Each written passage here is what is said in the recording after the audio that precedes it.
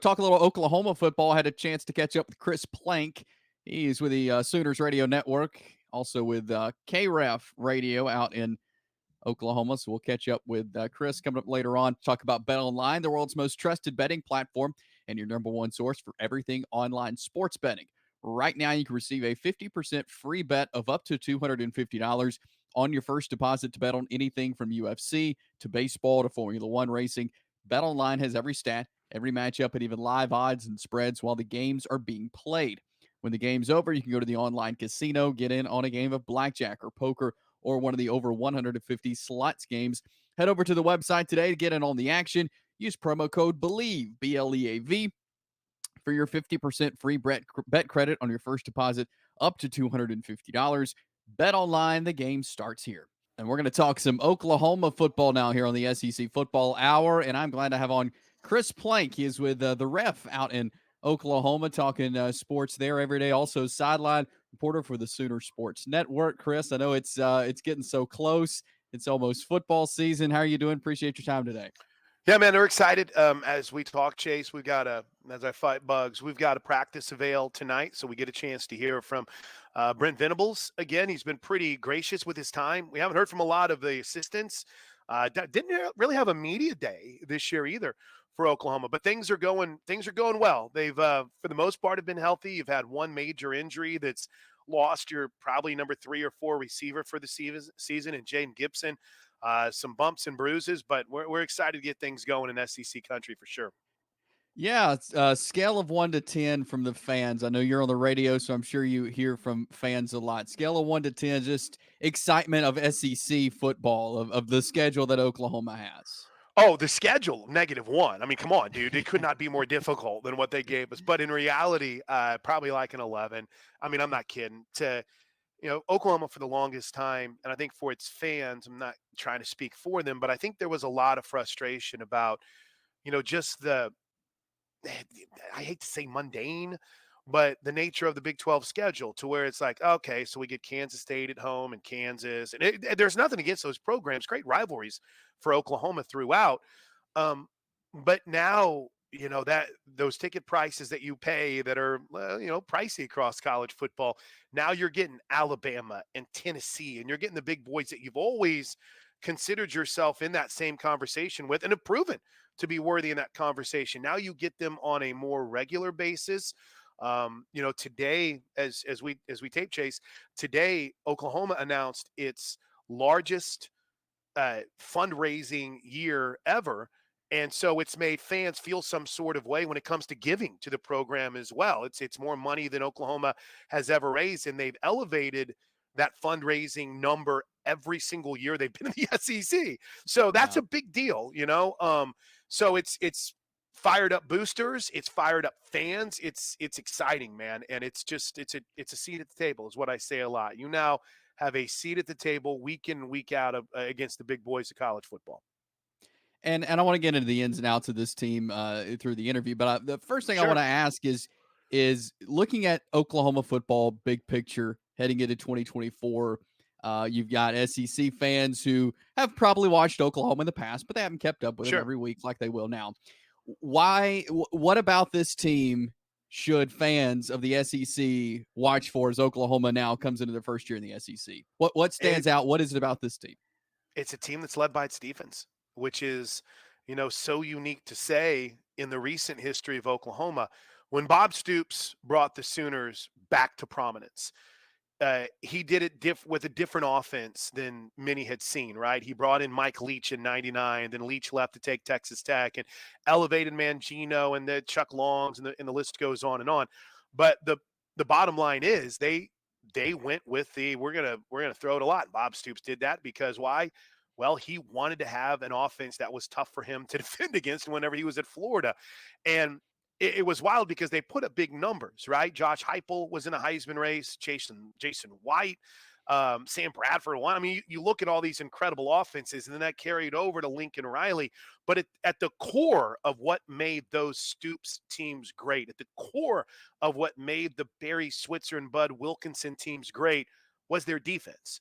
And that's something over the last, I don't know, 10 to 15 years, it kind of seemed like has eluded Oklahoma. The first bus in was definitely not the defense.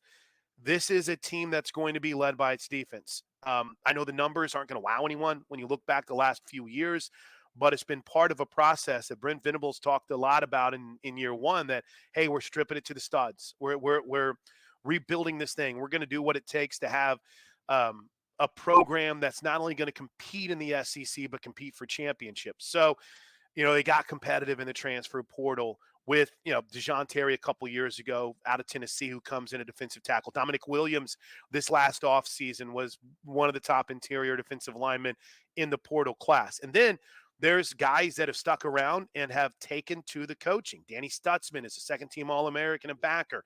Billy Bowman is a second-team All-American at safety. You've recruited well with names like Kobe McKenzie and Kip Lewis that have shown out at linebacker.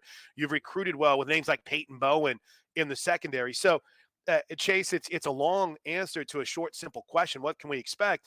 It's an Oklahoma team that, at least in the lead up to the season, and at least in what they have personnel-wise, really, really good defensive football team, or at least the players that get what Brent Venables wants in his defense. And I know, sticking with the defense, Venables, the defensive guy. I mean, so many great teams at Clemson. He was coordinator there, and a lot of folks remember him for that.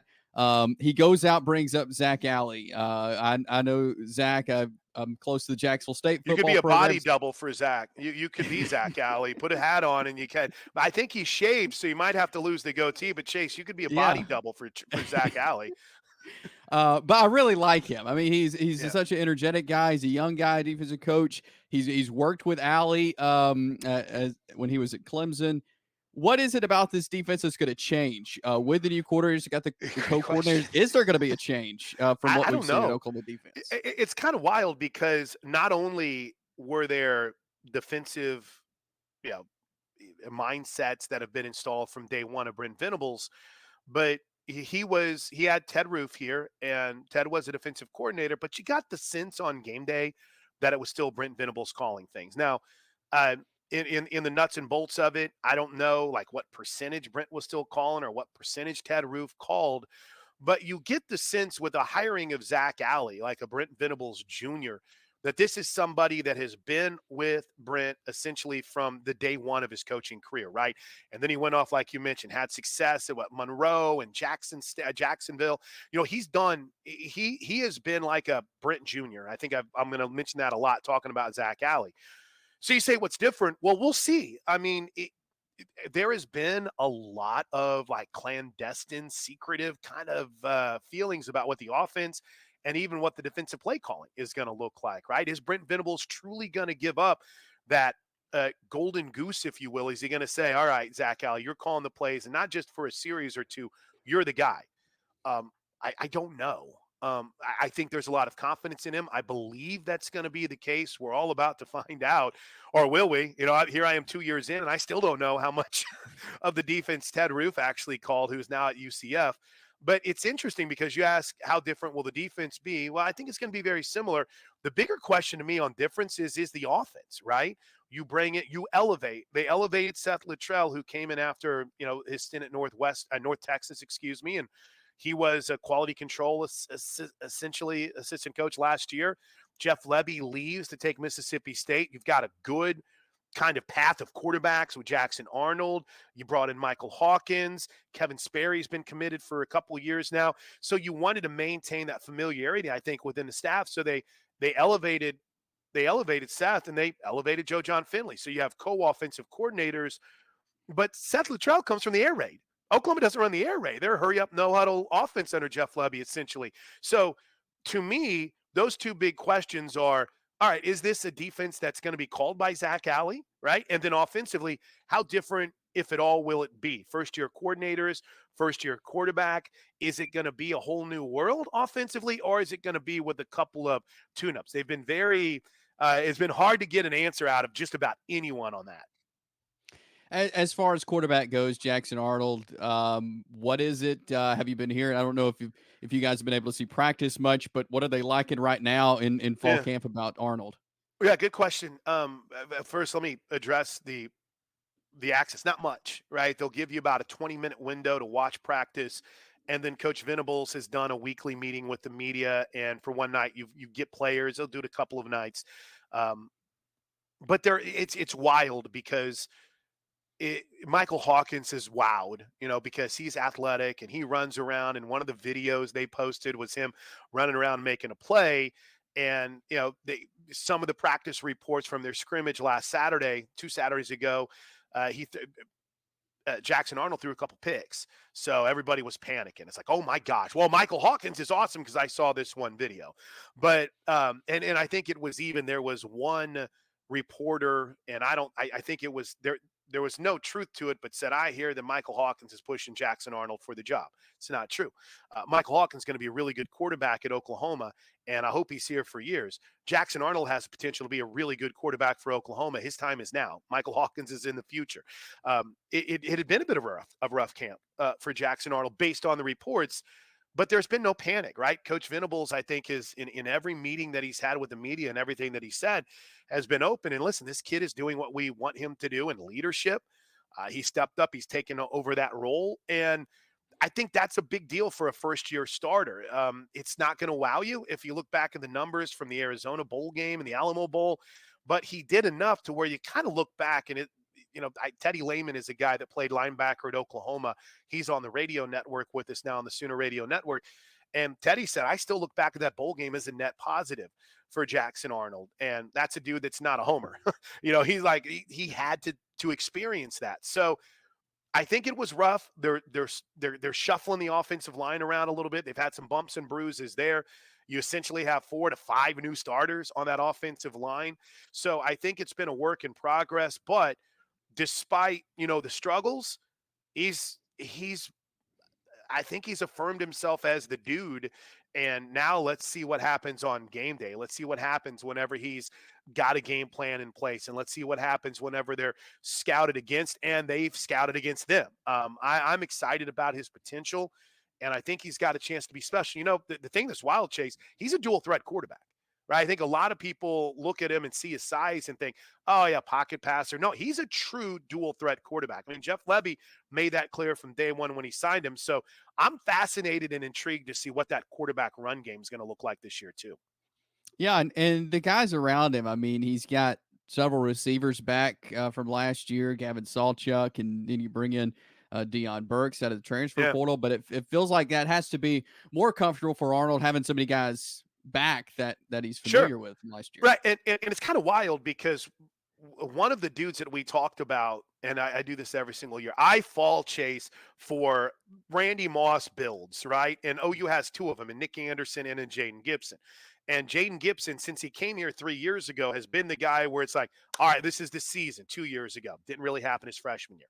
Last year, broke out a little bit. This year, great offseason. We did a player roundtable last Saturday. He was one of the guys they brought in. Well, I'm like, oh, look, Jaden Gibson is here. And then he gets hurt.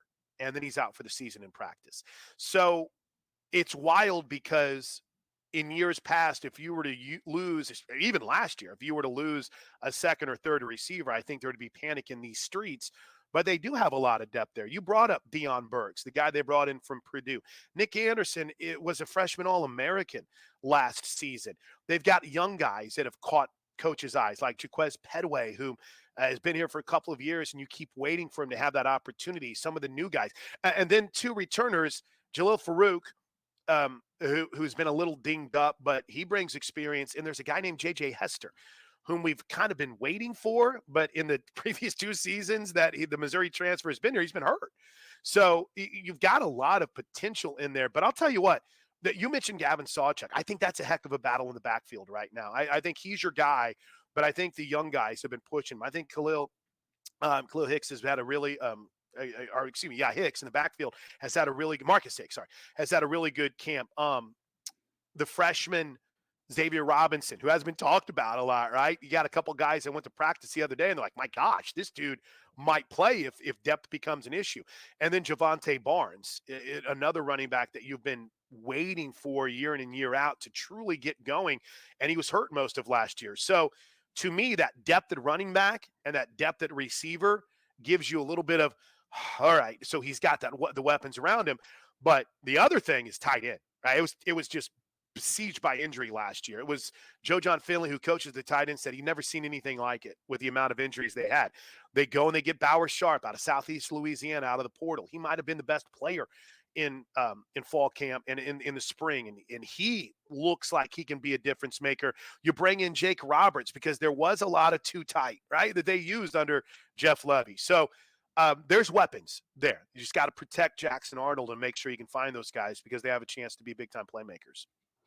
And I know we mentioned the schedule at the beginning of this, Oh but my gosh. It's tough. I mean, you look up and down. Of course, you got Tennessee, trip to Auburn, Texas, South Carolina, Ole Miss, Missouri, Alabama, LSU. Those are the conference games. I mean, you look at other schedules in the SEC and you think, wow, how did they get that? But it's tough. It's tough for Oklahoma first year in the SEC. But I feel like these are games that are must watch TV with Yeah. Oklahoma on the field. Well, this is what you wanted. This is what everyone wanted whenever conference realignment really kicked into high gear. I do a lot of work on SiriusXM. I get a chance to work with Ben Hartsock a lot. And he said, we want bangers, right? We want big time matchups. And you're getting them week in and week out, not just for Oklahoma, but for all college football fans. It is, Chase, I haven't really dug into the numbers. So this is a little bit like ready, shoot, aim. But to me, when I just look, this is the hardest schedule Oklahoma has ever had. Like this is heading into the preseason, the most difficult schedule that they have ever had. And it's funny because one of the jokes that everyone likes to make is, hey man, all we wanted to do was play Nebraska at night. Because a lot of people look back and they kind of think that what really triggered this move into high gear was that when Oklahoma and Nebraska played on the anniversary of the game of the century, Fox put it on an 11 a.m. kick, and they blamed the Big 12 for that. Well, listen, this move was in motion well before that.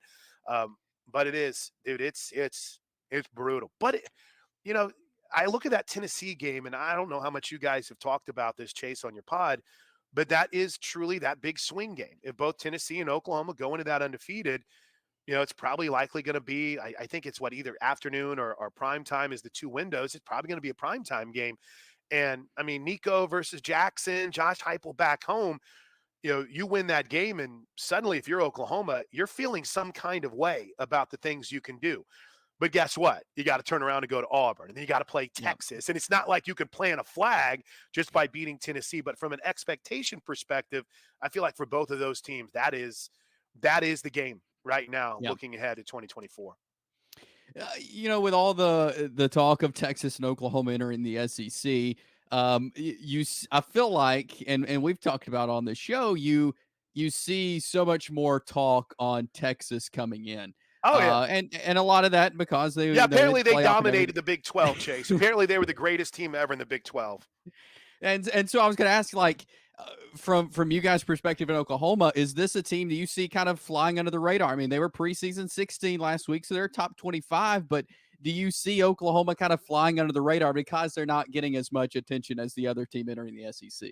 Yeah, and it's funny because I feel like the top 10 has a lot to do with either returning quarterbacks or a big-time transfer quarterback that people are high on. Georgia's one, Carson Beck's back. Texas is 2 in the SEC. Quinn Ewers is back. I don't think people have really dug into everything Texas lost. I really don't. I mean, look at I've said this on my show today. Go look at the Wikipedia page for Texas draft picks. Okay, year in and year out, it's kind of a couple players here and there. Last year, it's credit Sark. He developed these dudes where there's like 12 dudes that are on there, and while they might not have all been first round picks, they were all difference makers for this team. And I feel like, and listen, I'm not saying Oklahoma should be higher. I'm just saying Texas lost a lot. You guys are putting a lot on Quinn Ewers being back at quarterback, or I guess now, even if he doesn't do all that well, Arch Manning is there to slide in. So I think it's frustrating for Oklahoma fans because they have dominated the series. It's just, you go back over the last 20 years, Oklahoma has had the leg up on Texas. Texas has a national title in that run, though. The Vince Young year, amazing, great football team, but they haven't been able to follow it up until last year. And they made the playoffs, and they had a chance to win over Washington. So I think a little recency bias, and they did beat Oklahoma 49-0 2 years ago, but Oklahoma turned around and won this past season. So I just it's kind of wild to me, but it happened every year when they were in the Big 12. I was shocked to see it carry over to the SEC, but this Texas offseason hype train is always out of control, man. Always, even if they don't have a returning starting quarterback. And Oklahoma has, typically been the team that's a little bit under the radar, especially after what happened 3 seasons ago. So I'm fine with it. I love it for my show. I love it for content like this, Chase, because Yeah. it's fun to debate and talk about. But Oklahoma's not coming into the SEC expecting to just be like a runner-up or riding the coattails of Texas. Oklahoma's coming into the SEC with the expectations that they're going to compete for conference and national championships, and I think that's how everyone should look at their lot in life. So it'll be interesting, right? Because they very much have slid under the radar. And last year, whenever the hype train kind of picked up for Oklahoma, things went south, right? They beat Texas, and then they ended up getting Danny Stutzman got hurt. They lost to Kansas. They lost to Oklahoma State. Have they learned how to handle success better, if indeed that's the case this season? Well, we will find out very soon. Chris Plank, you can hear him on the Ref out in Oklahoma, also on the Sooner Sports Network. Chris, really appreciate you coming on, talking some Yeah, Oklahoma football. We'll have to do it again soon, but thanks